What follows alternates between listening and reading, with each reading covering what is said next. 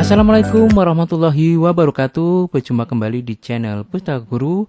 Kali ini kita akan melanjutkan pembahasan soal prediksi maupun tryout yang telah kami buat untuk materi pedagogik di modul yang kedua, yaitu karakter peserta didik. Nah, teman-teman pastikan dulu teman-teman sudah mengerjakan soal yang kami buat, soal prediksi maupun tryout ini di modul yang kedua ini.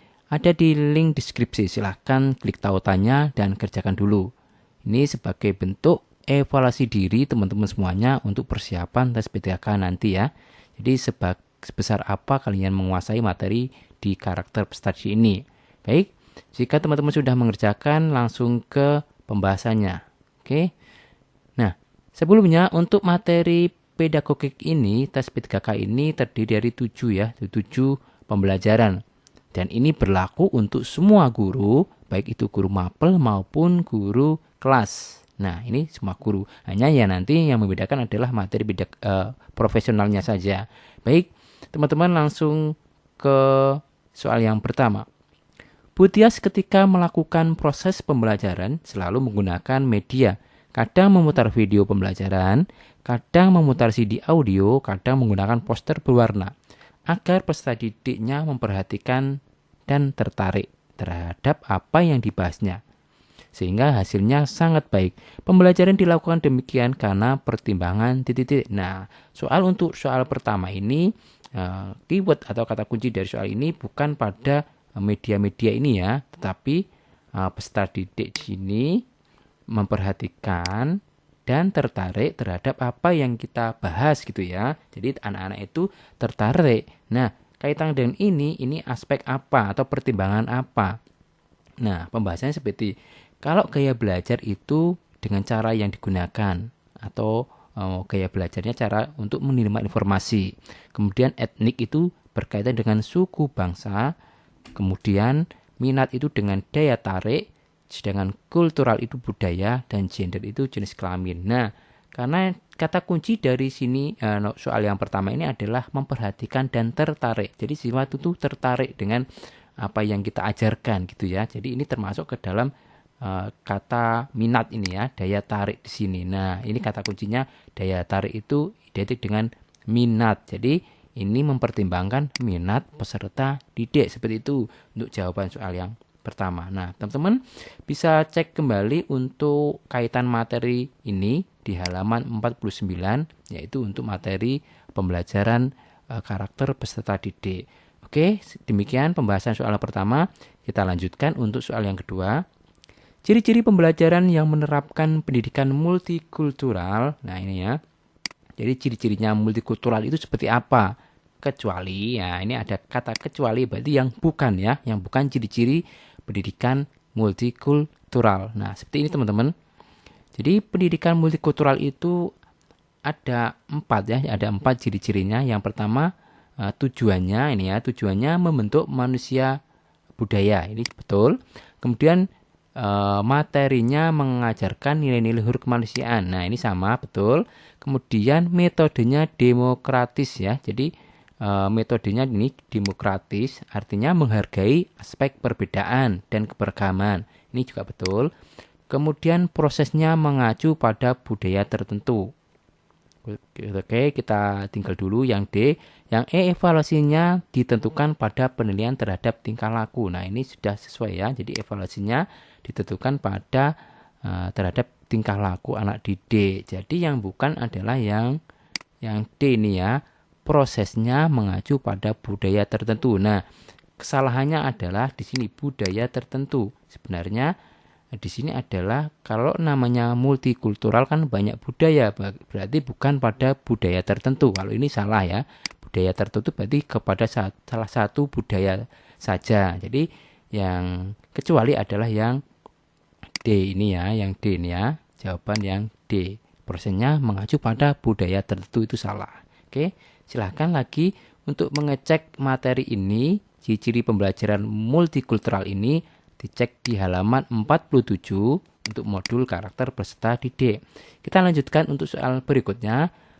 Pada suatu proses pembelajaran yang kebetulan hari itu bertepatan dengan peringatan Hari Sumpah Pemuda, guru sebelumnya telah mengimbau kepada peserta didik untuk mengenakan busana daerah. Ini ya. Tindakan guru tersebut memperhatikan karakteristik peserta didik, terutama aspek apa. Nah, tadi sama ya, hampir sama dengan yang soal yang pertama tadi. Di sini etnik itu suku bangsa, minat itu daya tarik, kultural itu budaya. Nah, kalau ini karena daerah masing-masing, jadi busana daerah masing-masing, jadi kepada ke suku bangsa ya. Jadi daerah masing-masing, jadi etnik ya, ke etnik, ke sukunya, suku-suku ya gitu ya. Jadi jawaban untuk yang nomor 3 ini ke etnik ya. Jadi atas pertimbangan aspek etnik atau suku bangsa gitu ya, busana daerah masing-masing ya. Jadi daerahnya masing-masing. Begitu teman-teman untuk soal ini bukan minatnya, jadi ini bukan materi minat, tadi materi etnik ya, materi etnik. Lihat di modul halaman 49 seperti itu. Kita lanjutkan untuk soal yang keempat. Pada suatu proses pembelajaran, peserta didik diajak untuk berpartisipasi dalam diskusi. Ini kata kunci atau keyword dari soalnya. Diskusi. Teknik yang dipakai guru tersebut menggunakan gaya belajar. Nah, teman-teman silakan pelajari untuk gaya belajar. Jadi gaya belajar itu ada 3 ya, ada 3. Yang pertama visual, kemudian auditory, dan kinestetik. Ini untuk yang D dan E itu bukan ya, bukan termasuk dalam gaya belajar. Nah, gaya belajar visual itu artinya dengan gambar, dengan indera penglihatan. Jadi yang digunakan adalah indera penglihatan. Kemudian auditory ini adalah suara, yaitu dengan indera pendengaran yang digunakan dalam gaya belajar itu. Kemudian kinestetik itu gerak atau aktivitas kegiatan. Jadi anak-anak belajar dengan bisa belajar menyerap ilmu dengan berbagai aktivitas kegiatan seperti itu. Nah, di sini diskusi itu masuk ke dalam gaya belajar auditory atau suara ya, diskusi. Jadi jawaban yang B, auditory. Nah, kini penjelasannya seperti ini. Jadi auditory itu selain melakukan presentasi ceramah, juga dapat dengan media seperti rekaman. Nah, rekaman kaset ya, kemudian diskusi, ini ada diskusi, dan juga suasana belajar jauh dari kebisingan, kemudian dapat juga dengan musik ya, dengan musik. Jadi anak-anak kadang belajar diiringi musik baru bisa belajar menyerap ilmunya ya kan, seperti itu. Jadi setiap anak itu bermacam-macam ya, berbeda-beda gaya belajarnya. Mungkin termasuk kalian semuanya, teman-teman peserta P3K, mungkin dalam belajarnya kadang dengan model gaya belajar visual, harus membaca buku, harus membuat coretan, rangkuman, kemudian ringkasan, itu termasuk ke dalam visual. Nah, beda lagi kalau teman-teman semuanya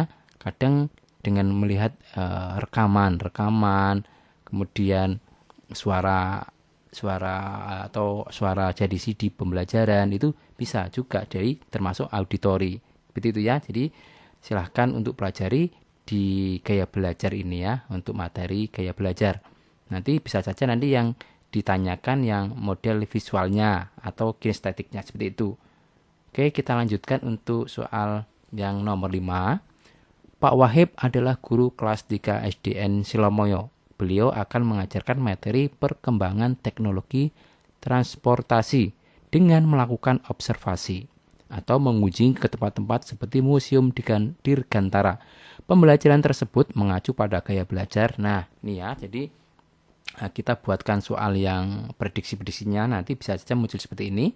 Ini dengan dengan observasi ya. Jadi gaya belajarnya dengan cara observasi atau mengunjungi tempat-tempat seperti Museum Dirgantara. Nah, pembelajaran ini termasuk gaya belajar yang apa? Tadi ada 3 gaya belajar, yaitu visual, auditory, dan kinestetik ya. Jadi teman-teman cukup memilih 3 ini ya.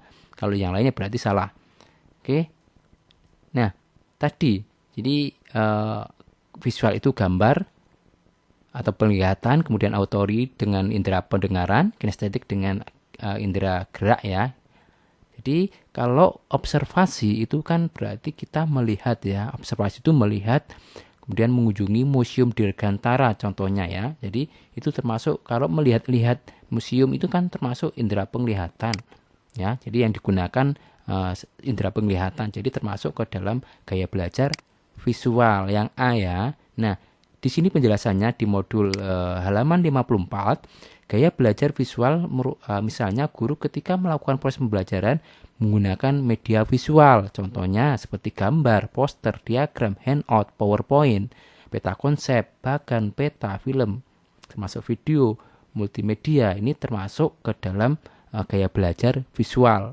Nah, di samping itu, peserta didik diajak melakukan observasi, mengunjungi tempat-tempat seperti museum atau tempat-tempat peninggalan sejarah. Nah, museum Dirgantara kan termasuk tempat museum atau mungkin peninggalan sejarah dulu ya, kaitannya itu. Nah, jadi ini jelas sekali bahwa ini termasuk ke dalam gaya belajar visual. Nah, termasuk mungkin teman-teman semuanya ketika belajar modul P3K ini, teman-teman lebih mudah dengan cara melihat poster atau handout atau PowerPoint, atau melihat membuat peta konsep ya, atau video di YouTube. Itu termasuk gaya belajar visual, walaupun juga ada gabungan ya. Kalau video itu kan gabungan visual dan auditori seperti itu sih ya. Jadi teman-teman juga perlu pahami juga gaya belajar teman-teman semuanya itu enaknya pakai apa, atau bisa pakai rekaman misalnya ya, itu silahkan teman-teman ya. Jadi ini termasuk ke dalam visual seperti itu. Nah, kita lanjutkan untuk soal yang berikutnya. Untuk soal nomor 6, peserta didik dalam suatu kelas gaya belajarnya beragam. Ada yang visual, auditori, dan kinestetik. Namun kegiatan pembelajaran selama ini masih banyak yang konvensional atau klasikal ya. Jadi tradisional gitu ya.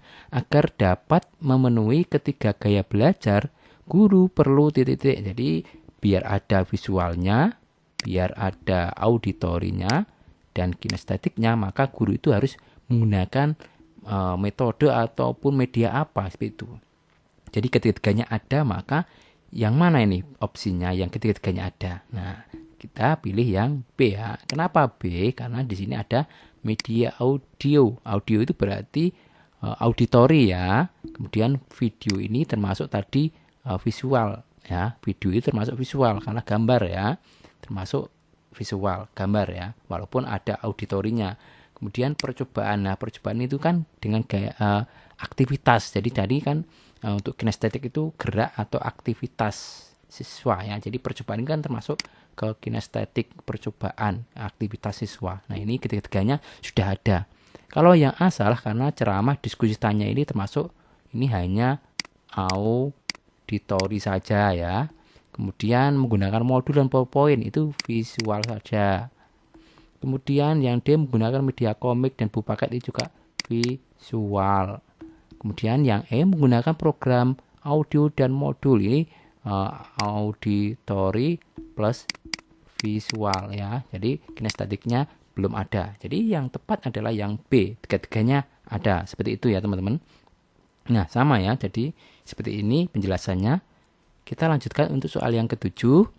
Pak Qodirian melakukan proses pembelajaran dengan membawa suasana yang senang dan gembira. Ya, jadi inti dari pertanyaan ini adalah suasana yang senang dan gembira dan tidak memberi rasa takut pada peserta didik. Untuk itu bisa dilakukan dengan model pembelajaran yang menyenangkan.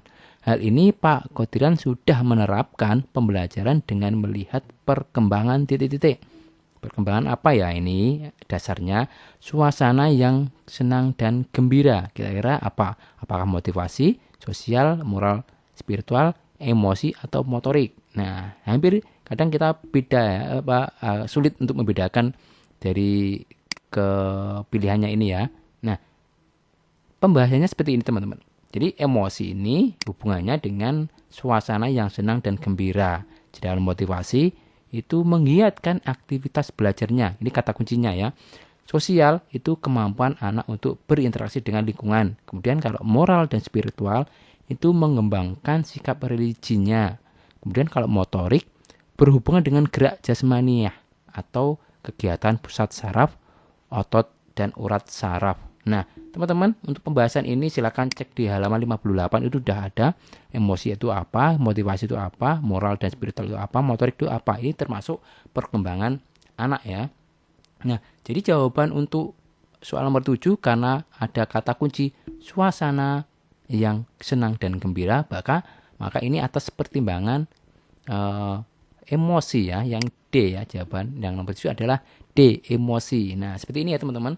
Silahkan ini juga teman-teman cek kembali di modulnya halaman 58. Kita lanjut untuk soal yang ke-8. Pada saat pembelajaran berlangsung, guru mengingatkan peserta didik yang kurang semangat dan kurang aktif dalam belajar. Tindakan guru tersebut berarti memperhatikan aspek titik-titik.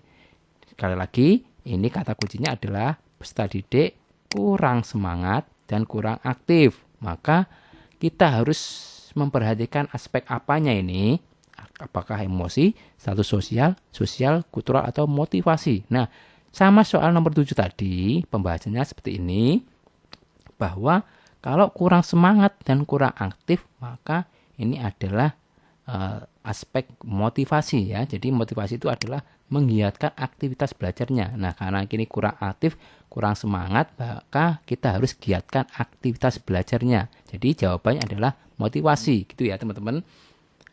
Kita lanjut ke soal yang 9. Pada suatu proses pembelajaran di taman kanak-kanak, peserta didik akan dikembangkan aspek motorik kasarnya.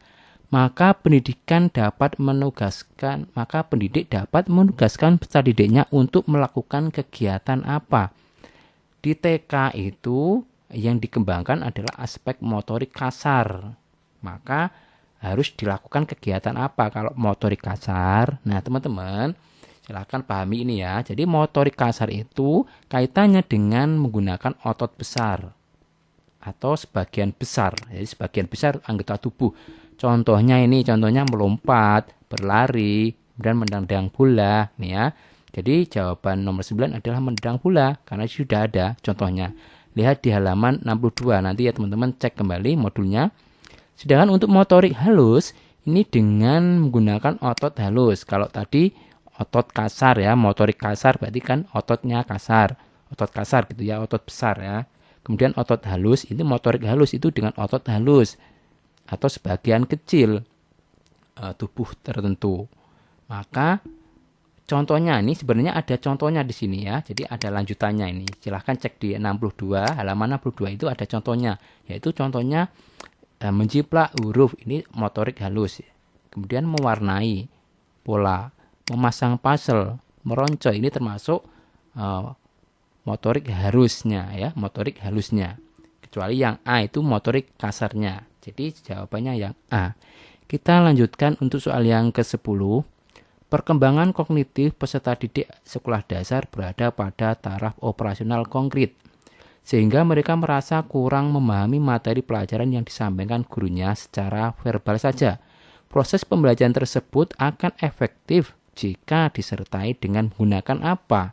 Nah, karena di SD itu operasional konkret itu berarti harus menggunakan media yang nyata. Maka jawaban yang paling tepat itu adalah yang E ya, menggunakan media nyata. Seperti itu ya. Silakan halaman 51. Itu operasional konkret itu harus menggunakan media nyata biar anak-anak memahami pembelajaran yang kita sampaikan. Seperti itu teman-teman untuk pembahasan di modul pembelajaran yang kedua tentang karakter peserta didik. Demikian pembahasan soal tryout untuk modul atau pembelajaran kali ini. Semoga bermanfaat dan tetap jaga prokesnya. Semoga diberikan kesehatan dan kemudahan serta kelancaran dalam seleksi tes B3KK nanti. Amin.